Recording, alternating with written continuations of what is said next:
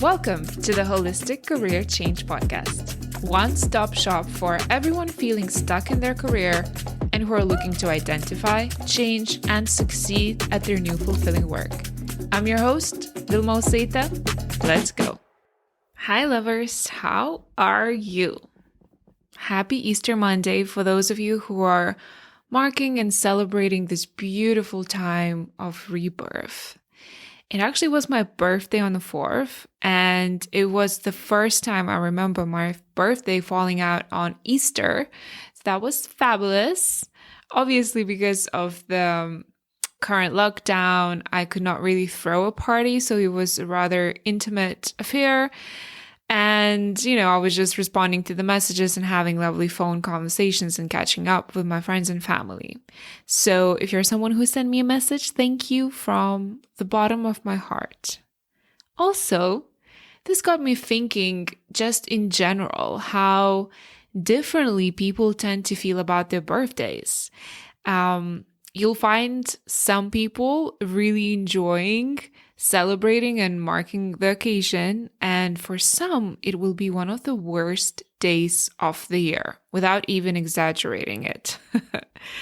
I turned 34, and I feel like I'm in this phase of my life where I'm completely neutral about my birthday. However, it wasn't always the case for me, and I do remember many, many years, especially when I didn't feel like my life was unfolding the way I had envisioned it, that birthdays really felt like a cruel reminder of all that I didn't manage to accomplish on my 15-page life plan that I had put together. I don't know if you can relate, but I definitely was there. It was almost like I didn't even feel deserving to be celebrating myself in my life.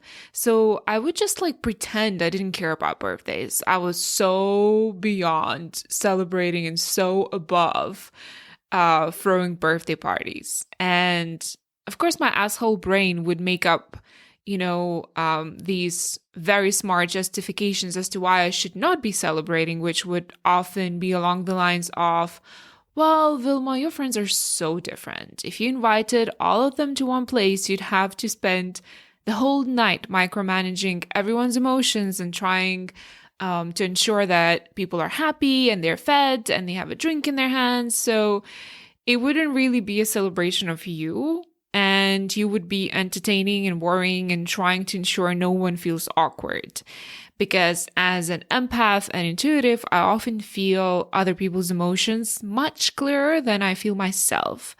So in order for me to feel better, I would often find myself attending to other people's emotional needs, because as they were feeling better, so would I end up feeling better around them. Very selfish reason. And if any of you listening to this are nodding right now, well, then you are my fellow empath, and you already know that. And that's always nice to hear, that there is this reassurance that you're not alone. There are a lot of us empaths who actually deal with it on a daily basis. And if you did not know that you're an empath, but you did recognize yourself in what I just described as a potential scenario, well, then you're welcome to the Empath Club. So the next step for you is to really focus and start working on your boundaries. A huge topic for us empaths. Now, going back to birthdays and me not wanting to throw any parties, I'm not saying all of that is not true. I've always had friends from different backgrounds and different ages, but what's interesting? What's interesting is that my unwillingness to celebrate birthdays above everything was really a representation of so many unintegrated parts within me when I was still trying to wear many masks and I was trying to fit in and be liked everywhere I went. So in the office, you'd get one version of Vilma. At home, you'd get a different version of Vilma. With my friends, there will be yet another version. In romantic relationships, yet another mask to wear. And it has nothing to do with schizophrenia, by the way. It has all to do with me trying to be everything for everyone. And do you know where that leads to?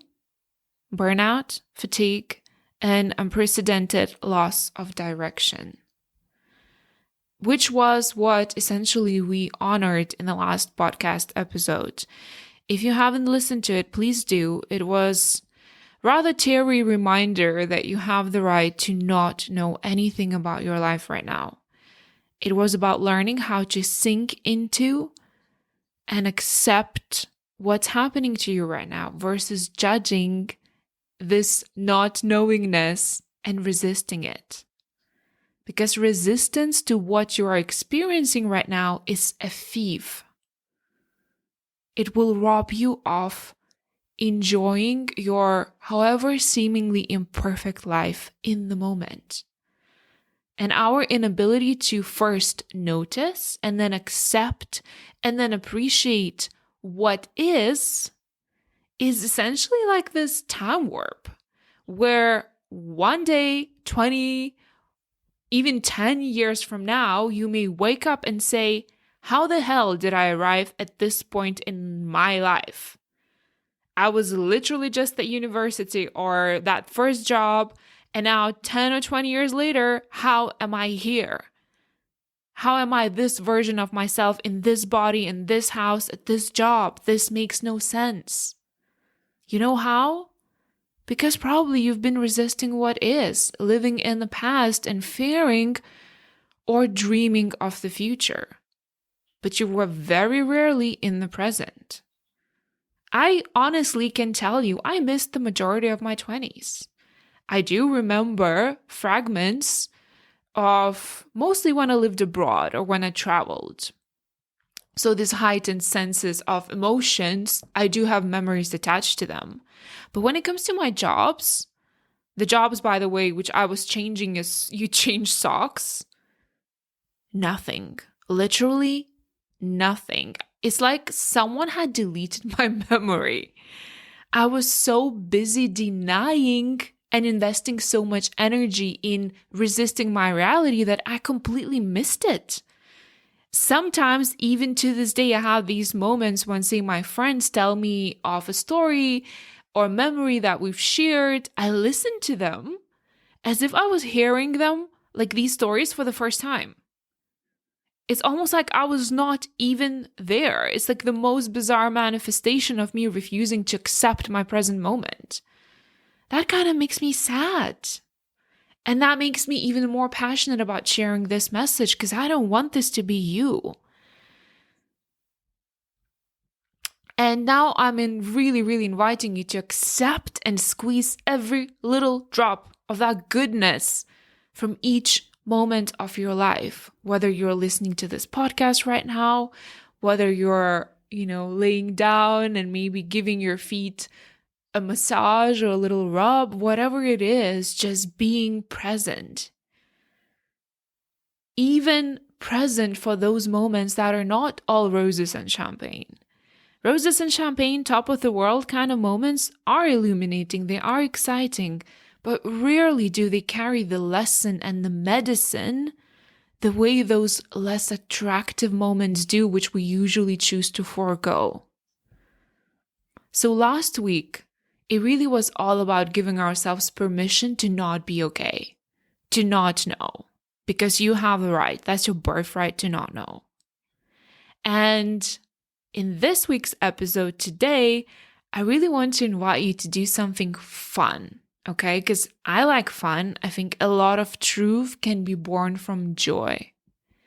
So today I want to invite you to give yourself permission to get more clarity about what that next step may look like for you. Because clearly, if you're still sticking to this podcast, still listening to me crying, snorting, laughing, and shouting when I get excited, clearly you know that whatever it is that you're experiencing in your life is not working and you need to change something up, okay?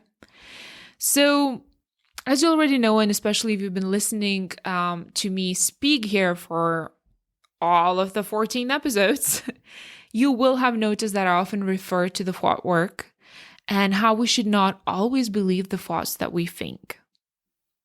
Here's why. Our brain is designed to keep us safe. Safety is often looking very different essentially the opposite of any type of change, especially of career change. So our brain will mostly perceive career change as unsafe and will try to talk us out of it. Therefore, one of the most useful tools you could add to your toolbox is building your ability to observe your brain thinking without becoming one with your thoughts. Now that is something you can learn over time. It's a practice, the way you practice yoga or the way you develop your workout routine. All practice. You start small and then you increase the weights, right? So for instance, when I started working out with my trainer, we really needed to work on my back because I used to sit a lot. I had a posture that was not healthy, right? So at first, she would give me these exercises for my back and shoulders without any weights. Literally, even just stretching would be a bit of a stretch for me. And then, when I became a little more flexible and my back was not as stiff anymore, she gave me like this exercise stick. So I would like kind of do these exercises with a long stick. And then, only then after some time, we added in weights to the equation when I became stronger. So same goes with thought work. It's a practice. Essentially, the way you shower your body and you cleanse your body, being able to build awareness of your thoughts and emotions is the same hygiene for your brain. Okay? And if you're anything like me, you might be thinking, okay, practice, got it. But what about now? What is it that I could do now to help me get more clarity and maybe help me forego the asshole brain feeding me lies, right? And this is what I will help you with today. And that is playing with me this rapid fire game. So this will especially serve those of you who are currently seeking for direction and you feel lost. And those of you who think, if only I had my answers, if only I had that clarity on what the next step would be, I could really make it happen. I have enough fire and passion to change something, but I just don't know what it is yet, right? So this is especially for those of you, okay? And what we're going to do is we're going to play the rapid fire question game. In coaching, questions are the main tool that we use to help our clients change their existence around. When we ask what we call high quality, empowering questions, we then get creative and inspiring answers. So that's why questions are one of the most powerful tools you can use to help you shift your perception and in turn your reality. So an example of a high quality question could be, how can I feel better now? Now, an example of a non-productive question could be, why am I not feeling good right now? So the difference between the two is really subtle, and our brain tends to be usually filled with the latter examples, right? The higher quality of the question, the higher quality of the answer we will get. So in the first example, you will be instructing your brain to find all the ways how you could feel better in the moment.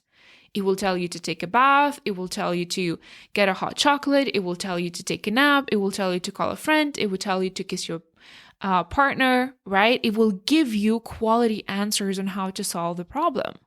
Now, if you ask, why am I not feeling good in the moment? In the second example, you will be instructing your brain to give you all the reasons why you feel awful and why nothing is working out for you currently and probably in your life, because usually it spirals out. So the tiniest shift in your question could lead you to two completely different places and outcomes.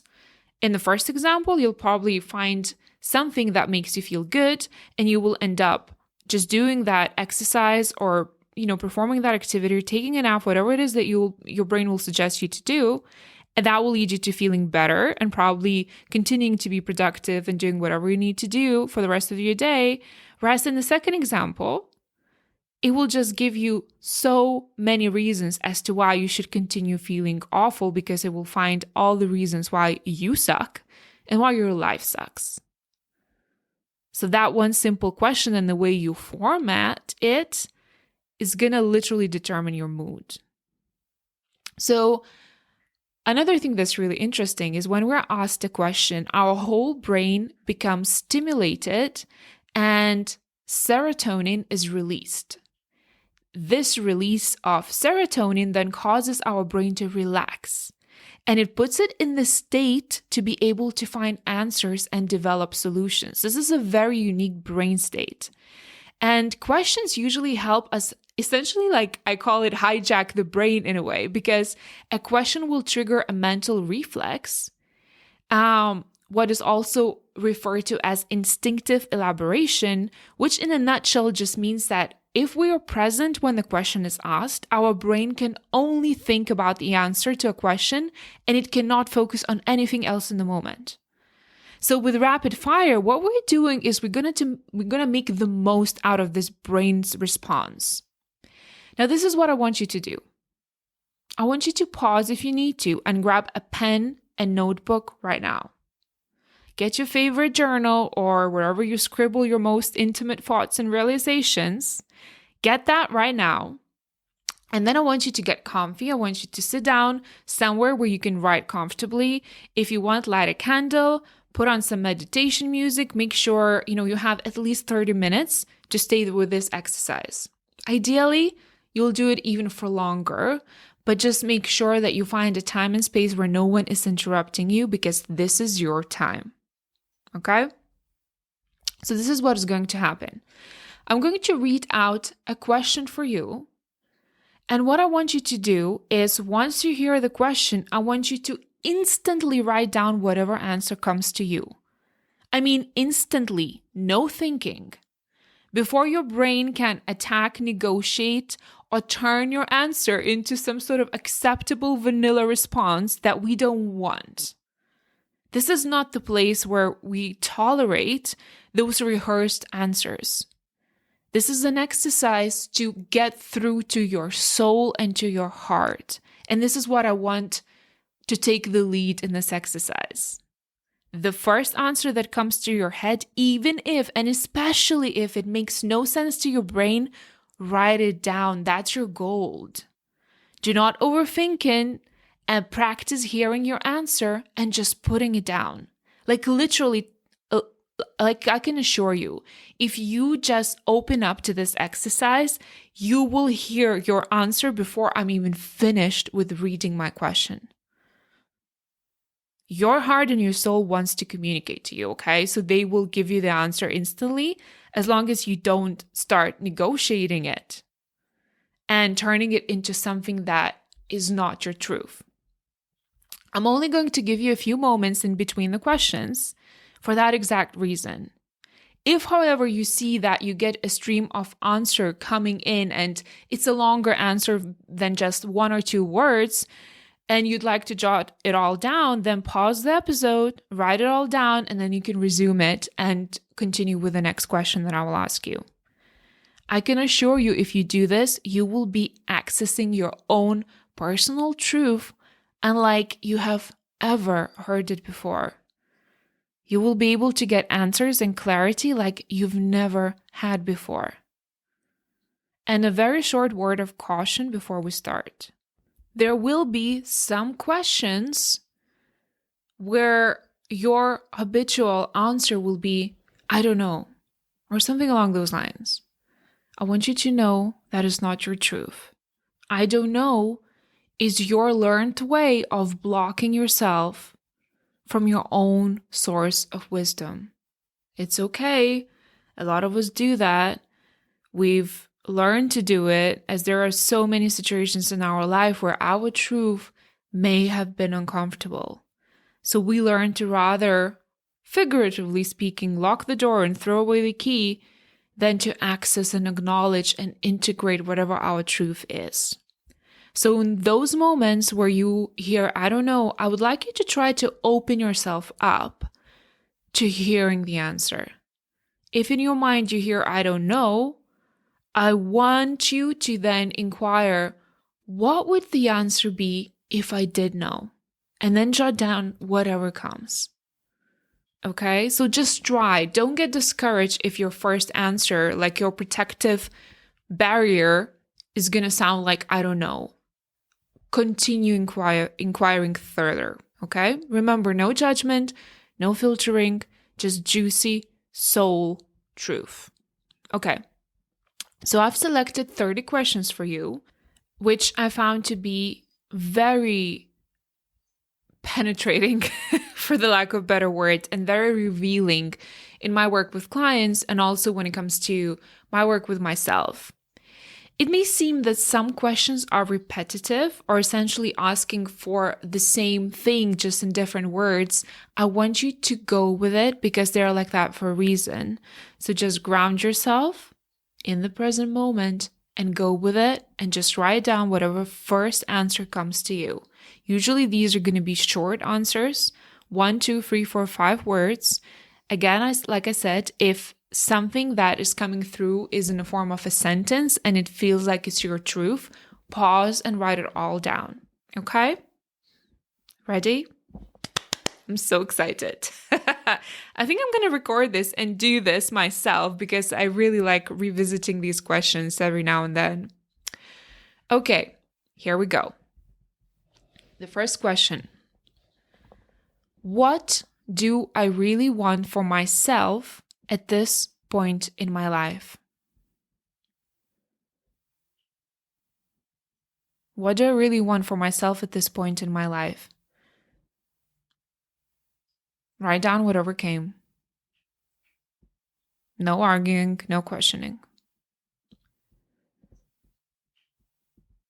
Question number 2.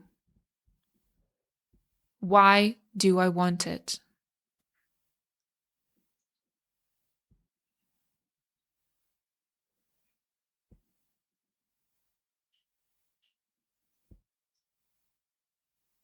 Got it? Okay. Next question. What am I so committed to that no amount of failure could prevent me from continuing to do it or to aim for it?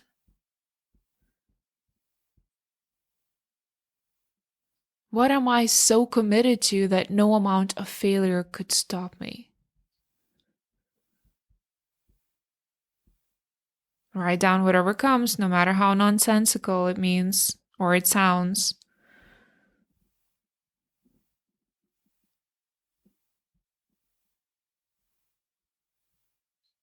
Next question. How can I make my future more exciting than my past?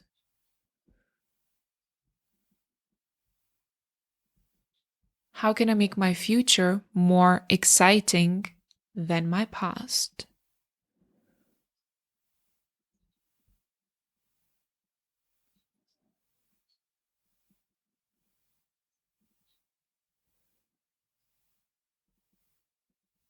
Question number 5. What is the number one belief in my life that holds me back and prevents me from getting what I want in life?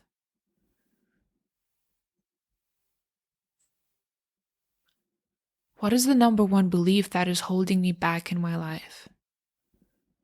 Write it down. It will come instantly.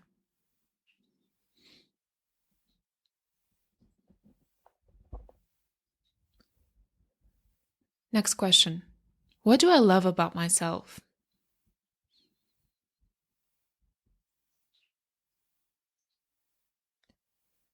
What do I love about myself? Oh, I bet the list is so long. But write down just the first thing that comes to you.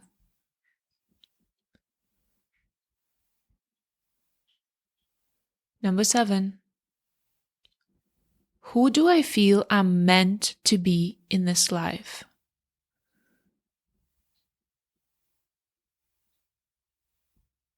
Who am I meant to be in this life? It's a good question.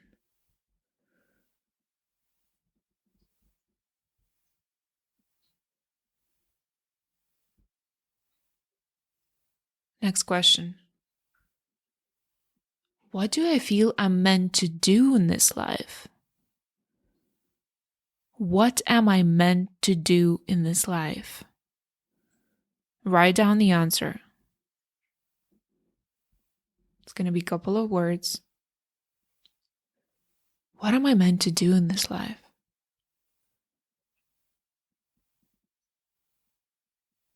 Question number 9.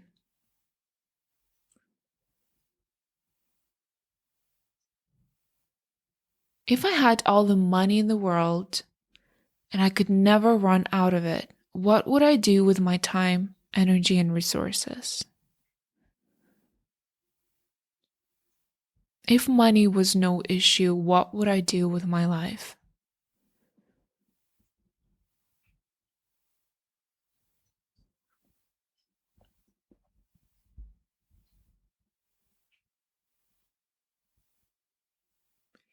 If you're getting the same answers or similar answers to the questions, just roll with it.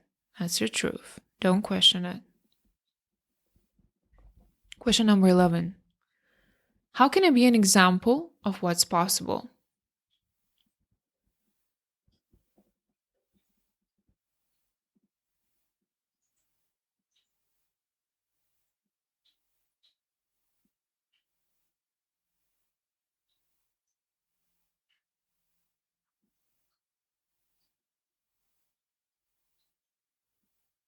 Next question. What do I want my life to be in service of? What is my service?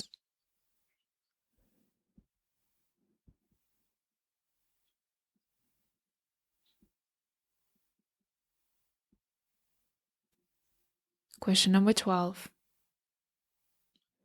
What do I not want others to know about me? What is that something that I do not want others to know about me?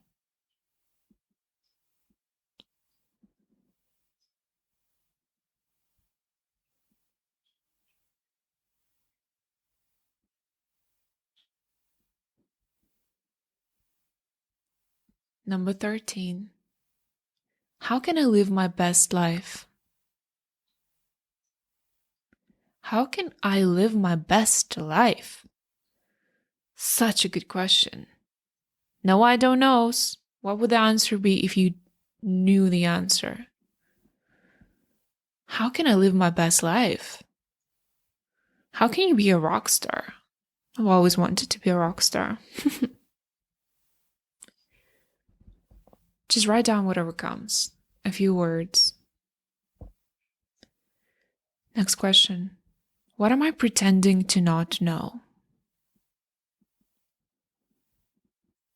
What am I pretending to not know?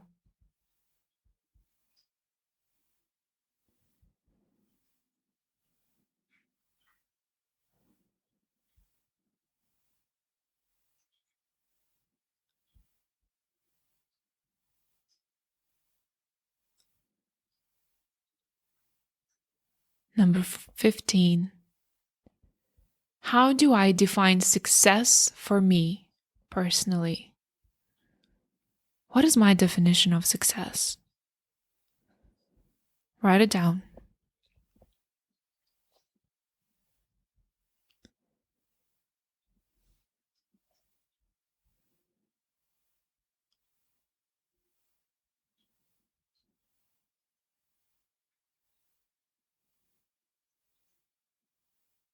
Next question. How can I take more responsibility for my life? How can I take more responsibility for my life?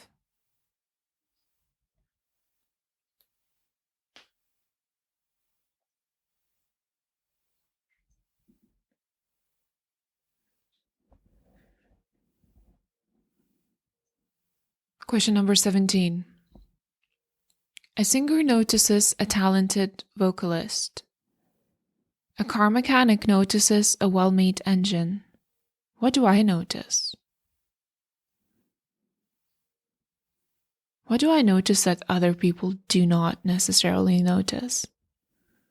What is my superpower? Write it down.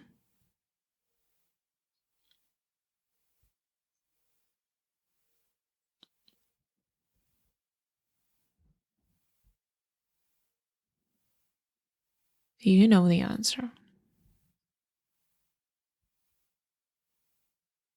Next question. Who do I envy and why? Who do I envy and why do I envy them?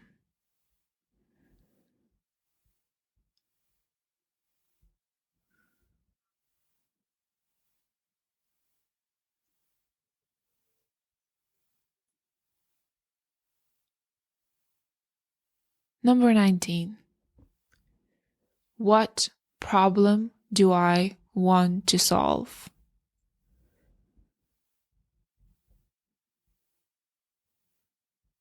What problem do I want to solve?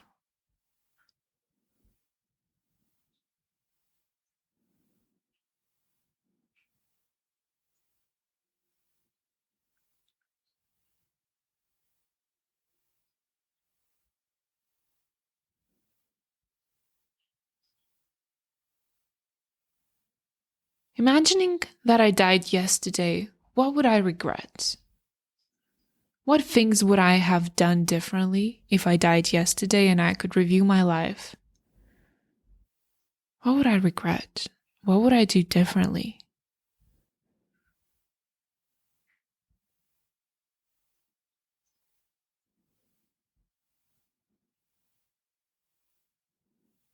Nothing is also a good answer here. That's what I'm getting. I'm sharing my answers as they come. What would you do differently? What would you regret if you died yesterday?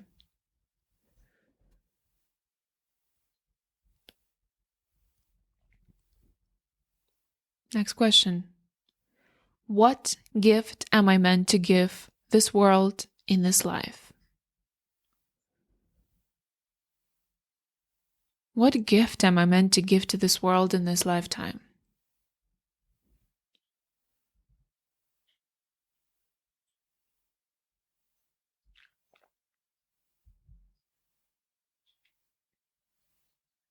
You do know. You do know.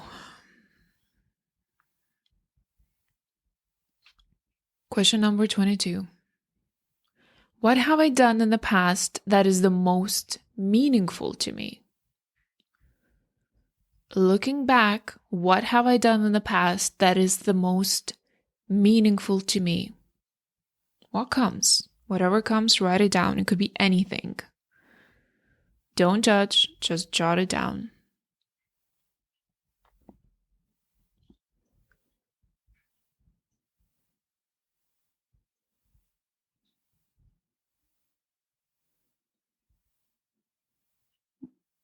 Question number 23. What makes me forget to eat and sleep? What makes me forget to eat and sleep? What activity, what place, what person, what task makes me completely forget that I have any physiological needs?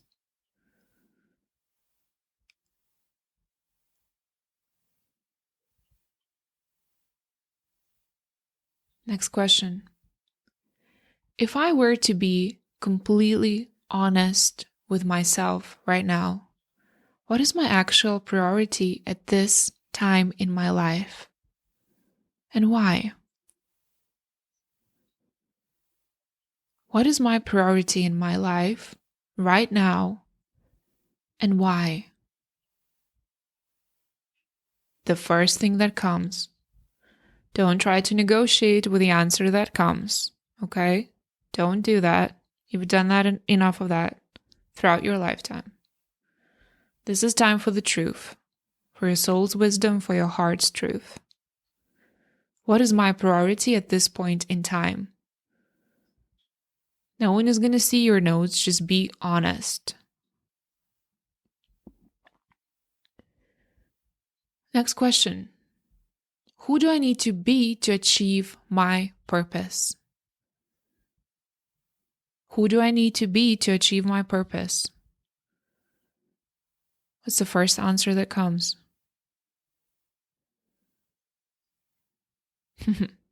Could be a magician. I don't know. What could it be for you? I hear a magician for me. I don't know if it's my answer or if it's one of yours answers. Number 26. What would I take a stand for and what would I take a stand against? What would I take a stand for and what would I take a stand against? What do you hear? This is a value question. What do you stand for?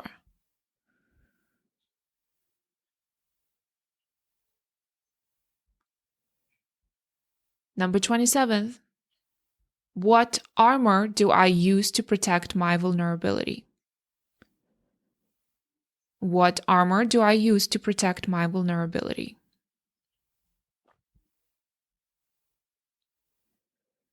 What is my armor?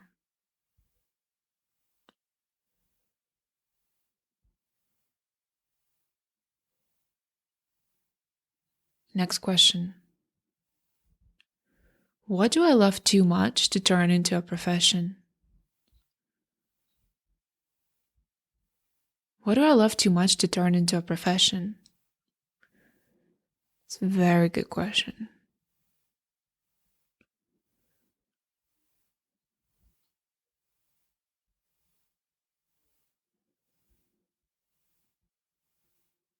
Question number 29. What is calling me?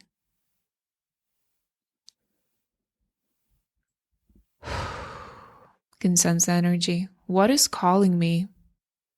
We're creating such a beautiful space here. I want you to ask yourself, what is calling you? You may think you don't understand the question. You may think you want to clarify the question. Don't do any of that. Just write down whatever answer comes to you when I ask you, what is calling you?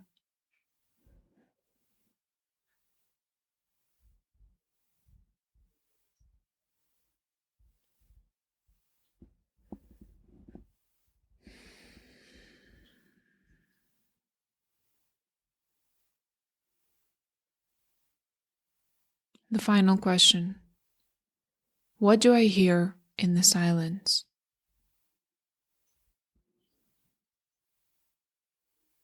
What do I hear in the silence?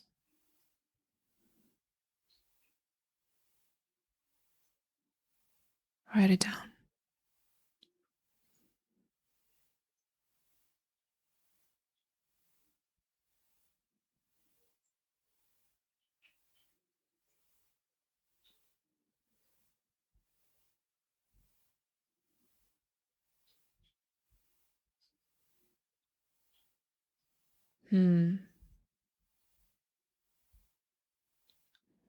How do you feel right now? This is not part of the questions. You don't have to write anything down anymore.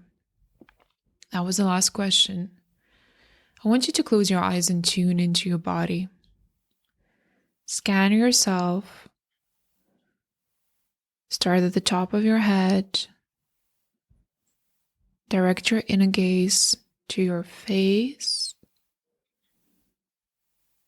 Slide down to your neck, your shoulders. Feel the energy in your chest, your arms. Move down your navel. Scan your hips, your lower back. Move your inner gaze down your thighs, your knees,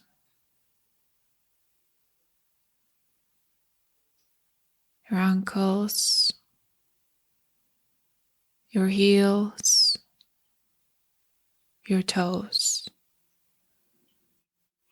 Feel your feet grounding. Take a big breath in. Release it. How do you feel? I want you to sit with all of what just transpired. Just sit with your truth. In acceptance and wonder and all and any emotions that might have resurfaced for your review, for you to accept and love them. Sit with all of the answers that made sense and sit with those that did not make sense. You may want to journal a little more if you're called. You may notice if there are any recurring patterns, if there are any aha moments and realizations. Was there a particular question or was there an answer that you received that really triggered a very strong emotional response within you? Maybe you received one-word answers and you may want to take that one word and journal and look into it more, expand it. Try to understand what it means. It will speak to you if you ask it questions. What did you learn about yourself today? Let your truth be heard and acknowledged like it has never been acknowledged before. What you're experiencing right now is a gorgeous process of unfolding, of unbecoming, of remembrance. It's a sacred process of alchemy. You're like this beautiful lotus flower opening up at the pace and at the manner that only makes sense to you. So you owe no explanations, and you should attach 0 timelines to this process of remembering who you are and what you're here for. I want you to go back to these questions if you feel the need as much as you're called to revisit them. If you'd like to share with me what came through, please, please, please find me on Instagram and share. I love hearing from you very, very much. I care deeply for the work that I do. I hope this was useful. I hope this left you more open and more willing to receive. Maybe this was just the beginning. Maybe this opened up the door or a little window to your truth, and you'll be receiving even more in the coming couple of days. The fact that you're listening to this podcast right now is not an accident. This was meant to happen, and this was meant to be a necessary puzzle piece in your journey. And I'm very honored that you allow me to participate in the sacred process. I'm wishing you a week full of truth. And I'll speak to you next Monday. Bye. Thank you for spending time with me today. If you enjoy this content, I would really appreciate it if you would rate and subscribe to my podcast. And don't forget to pass this along to anyone you know who might be considering a career change. Every little counts.